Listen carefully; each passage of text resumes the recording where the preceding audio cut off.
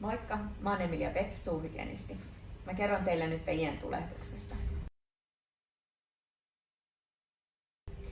Ientulehdus syntyy suussa, kun bakteerit kiertyvät hammaspinnoille ja ienrajoihin. Bakteerimassat aiheuttavat ikenissä ientulehdusta.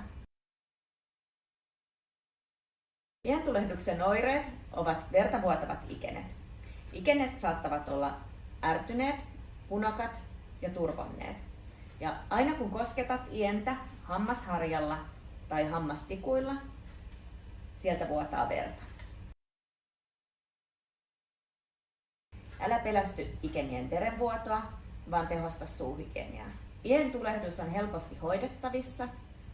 Tulee harjata hampaat 2 päivässä, aamuin ja illoin, fluoripitoisella hammastahnalla sekä puhdistaa hammasvälejä päivittäin, joko langalla tai hammastikuilla. Ientulehdusta vältät, kun peset hampaat 2 päivässä sekä hammasvälit kerran päivässä. Muista myös säännöllinen ateriarytmi ja janojuomana vesi. Suun terveyden kannalta on tärkeää käydä säännöllisesti hammaslääkärin tarkastuksessa.